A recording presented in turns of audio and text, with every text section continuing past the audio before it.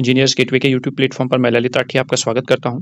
जैसा कि आप जानते हैं, कल आपका इंजीनियरिंग फिजिक्स का पेपर हुआ है और बहुत ही आसान पेपर आया था। जो पढ़ाया गया था, जो आपको बताया गया था एग्जाम के पॉइंट ऑफ व्यू से इम्पोर्टेंट, वही आपका एग्जाम में एज इट इज पूछा गया है।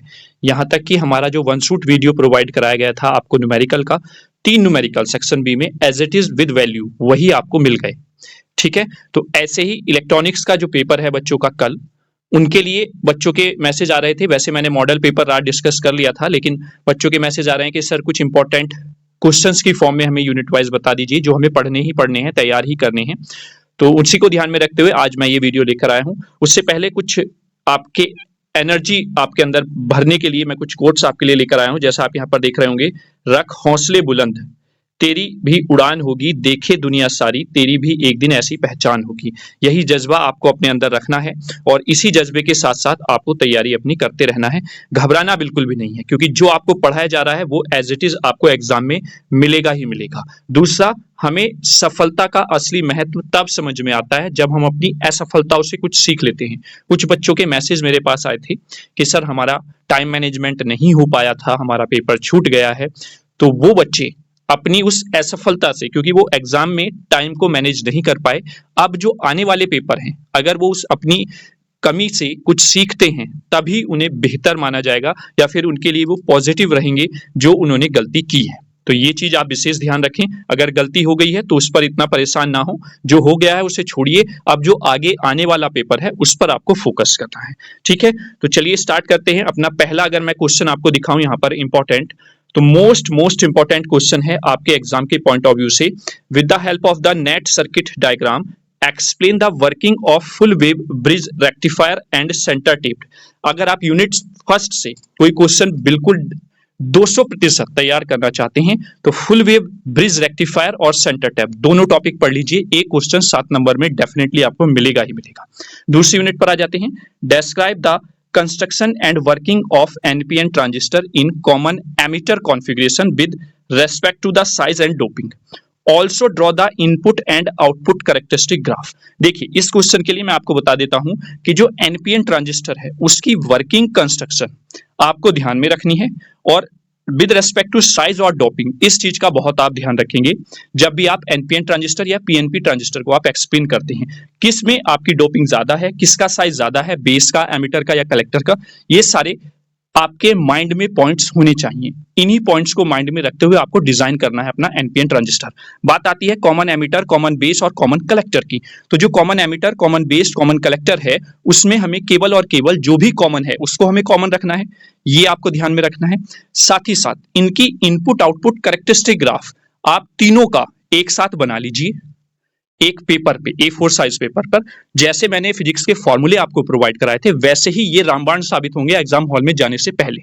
उन ग्राफ को, input output characteristic graph VI, तो वो आपके पास एक जगह होने चाहिए, तीनों जो कॉन्फ़िगरेशन है उनके। इंपॉर्टेंट जो है वो कॉमन एमिटर है, उसके बाद जो है कॉमन बेस है। Common collector rare and rare या कि ना के बराबर ही पूछा जाता है।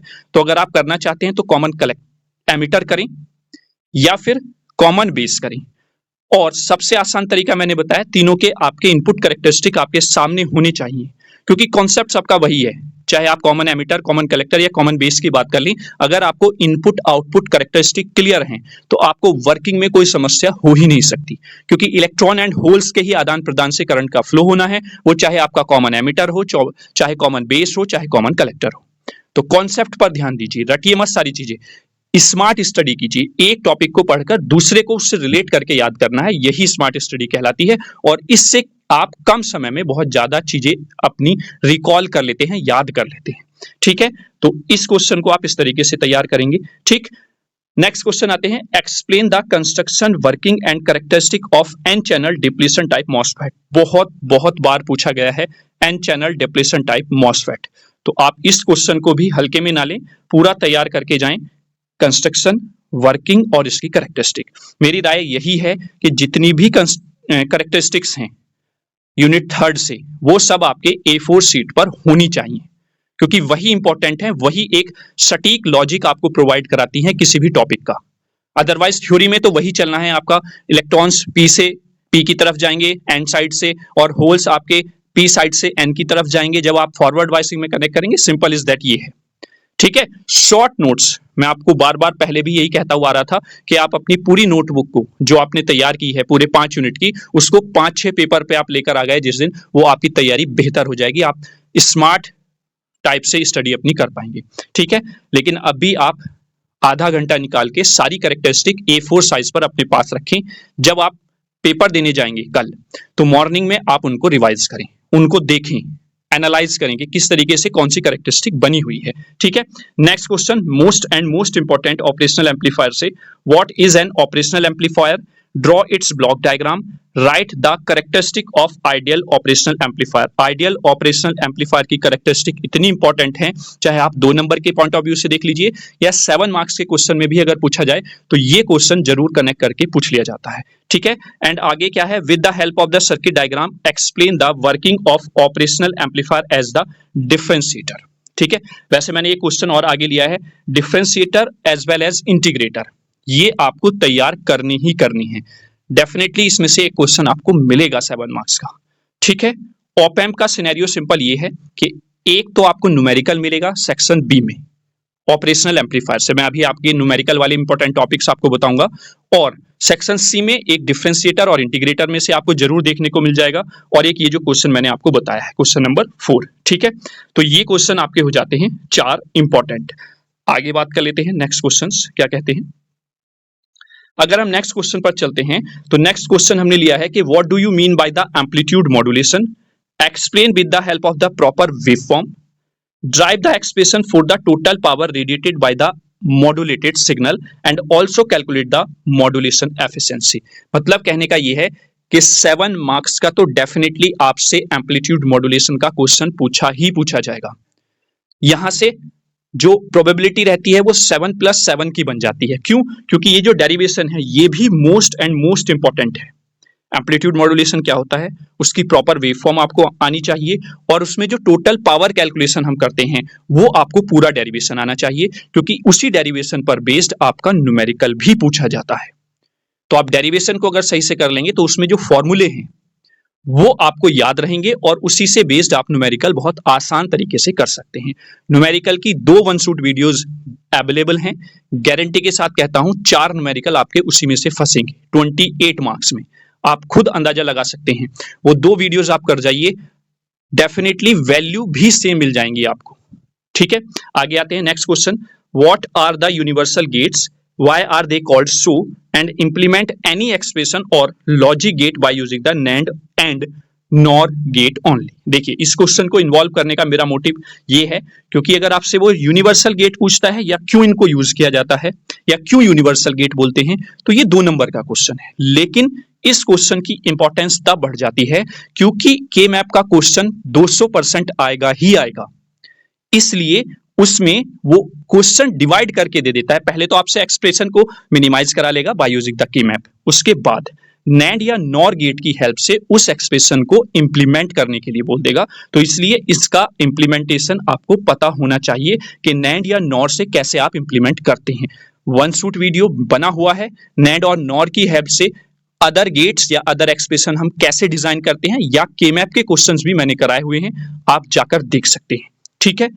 आगे जो क्वेश्चन एक आपको एडिशनली मैंने यहां पर प्रोवाइड किया है, define voltage multiplier, draw the circuit and explain the working of the voltage tripler and the quadrupler circuit, ये आपको करके जाना है, ठीक है। ये शायद मैंने नहीं कराया है वीडियो में, ये इंपॉर्टेंट टॉपिक आपका है जो छूट गया था, बाई चांस मुझे ध्यान नहीं रहा, ये मैं नहीं करा पाया, उसके लिए सबसे मैं सॉरी बोलता हूं, क्योंकि ये वाला क्वेश्चन बाई मिस्टेक मेरे माइंड से स्लिप हो गया था और ये क्वेश्चन मैं आपको नहीं प्रोवाइड करा सका, लेकिन आप इसको भी तैयार करके जाएं जरूर, ठीक है। नेक्स्ट क्वेश्चन आता है जो मैंने अभी पीछे ओपैम्प से रिलेटेड आपको बताया था, draw and explain the working of integrator and differentiator using the operational amplifier. यानी कि ये तो आपको करके जाना ही है, इंटीग्रेटर और डिफरेंशिएटर, उसकी आउटपुट क्या आती है दोनों की, उसका सर्किट डायग्राम आप कैसे बनाते हैं, गेन आपको किस तरीके से मिलता है, उसकी एप्लीकेशंस क्या होती हैं, ठीक है। 7 मार्क्स के पॉइंट ऑफ व्यू से बहुत ज्यादा इंपॉर्टेंट है क्वेश्चन। देखिए यूनिट 3, यूनिट 4 और यूनिट 5 बहुत हलवा यूनिट हैं, डायरेक्ट क्वेश्चन बनने वाली यूनिट है, बहुत इजी क्वेश्चन वहां से पूछे जाते हैं।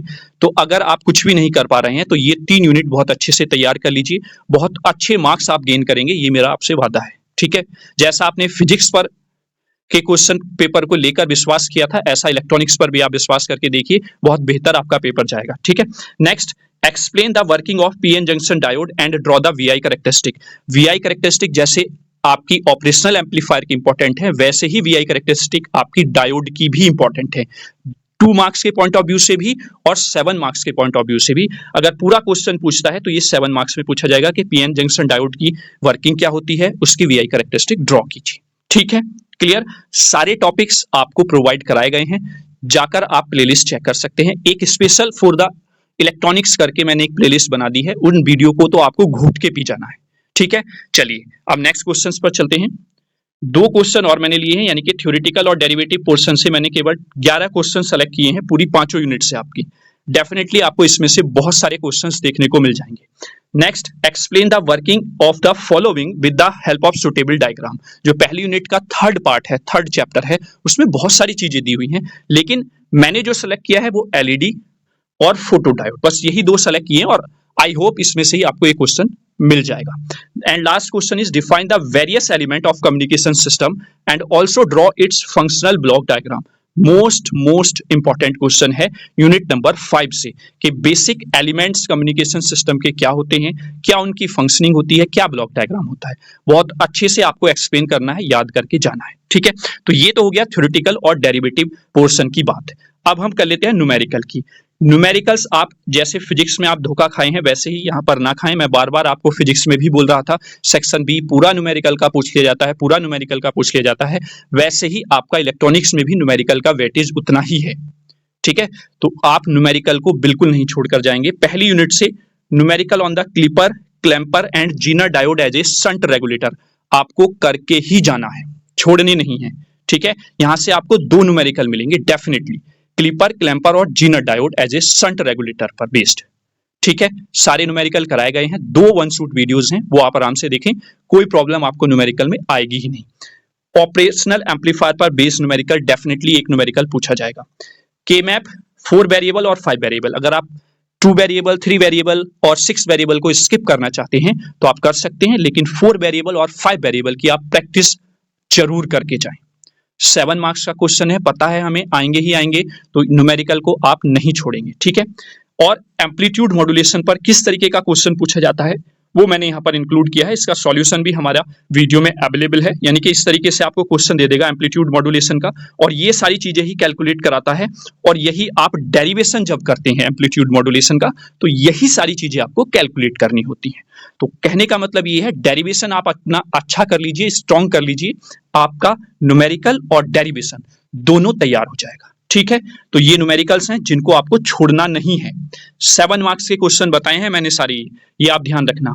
और कैसे आपका के मैप से रिलेटेड क्वेश्चन पूछ सकता है वो मैंने यहाँ पर एक एग्जांपल की फॉर्म में लिया हुआ है, कि simplify the following function by using the के मैप। आपका ये दिया हुआ है, जिसमें यहाँ पर सॉफ्ट फॉर्म दिया हुआ है, क्योंकि समेशन दिया हुआ है, पाई दिया होता तो वो पॉज फॉर्म दिया होता है ना, ये दिया हुआ है, पहले इसको मिनिमाइज कराया है, फिर वो दूसरा क्वेश्चन इसमें ऐड कर देता है कि also implement the simplified function by using the basic logic gate. अगर आता है तो बहुत ईजी है, अदरवाइज वो पूछ लेता है कि केवल और केवल नॉर गेट से इंप्लीमेंट कीजिए या केवल और केवल नैंड गेट से इंप्लीमेंट कीजिए, तो ये आपको विशेषकर ध्यान रखना है। ठीक है, नेक्स्ट क्वेश्चन जो वो पूछ लेता है वुलियन अलजेब्रा से, वो ये क्वेश्चन पूछ लेता है कि कुछ नंबर आपको दे देगा, उसमें कन्वर्जन करा लेगा, यानी कि जैसे ये सॉफ्ट फॉर्म दी है, पॉस में कन्वर्ट करा लेगा, सारी चीजें आपको बताई गई हैं। नंबर कन्वर्जन, एक मैराथन वीडियो बना हुआ है नंबर कन्वर्जन पर, जिसमें सारे बेस के कन्वर्जन मैंने एक से दूसरे फॉर्म में कराए हुए हैं, केवल वो वन शॉट वीडियो देख लीजिए आप, 7 मार्क्स डेफिनेटली आपके कंप्लीट हो जाएंगे। 1 घंटे की वीडियो है बस। ठीक है, बहुत आसान तरीके से सारे बेस एक ही जगह पर आपको मिल जाएंगे कन्वर्जन की फॉर्म में। ठीक है, तो ये आपका हो जाता है न्यूमेरिकल पोर्शन। तो मेरा प्रेडिक्शन ये है कि यहां से आपको बहुत कुछ मिलने वाला है 7 मार्क्स के पॉइंट ऑफ व्यू से। ये मेरा प्रेडिक्शन है कि आपको सारे क्वेश्चन न्यूमेरिकल वाले तो एज इट इज उन 2 वीडियो से ही आपको मिल जाएंगे। ठीक है, और एक नंबर कन्वर्जन वाली वीडियो और सेपरेट बनी हुई है, वो आप जरूर देख लें। तो परीक्षा के लिए सभी को शुभकामनाएं, और आशा और उम्मीद करते हैं कि जैसे आपका फिजिक्स का पेपर हमारे बताए हुए तरीके से आया, उसमें से numerical as it is value के साथ पूछे गए हैं, वैसे ही यहाँ से भी आपको क्वेश्चन मिलेंगे। कोई भी डाउट हो कमेंट बॉक्स में आप बेशक कमेंट कर दीजिए। वो जो स्पेशल फॉर इलेक्ट्रॉनिक्स की प्लेलिस्ट मैंने बनाई है, डिजाइन की है, वो मैं डिस्क्रिप्शन में प्रोवाइड आपको करा दूंगा। ठीक है, कहीं पे भी कोई समस्या है बेहिचक आप हेल्पलाइन नंबर के थ्रू बात कर सकते हैं, कमेंट के थ्रू बात कर सकते हैं। ठीक है, चलिए, best of luck for your electronics engineering paper. आपका पेपर बहुत अच्छा जाएगा, घबराने की जरूरत नहीं है। एक पेपर आप देकर आ चुके हैं, जो आपके अंदर डाउट था वो क्लियर हो गए होंगे सारे। ठीक है, चलिए, नमस्कार, जय हिंद, जय भारत।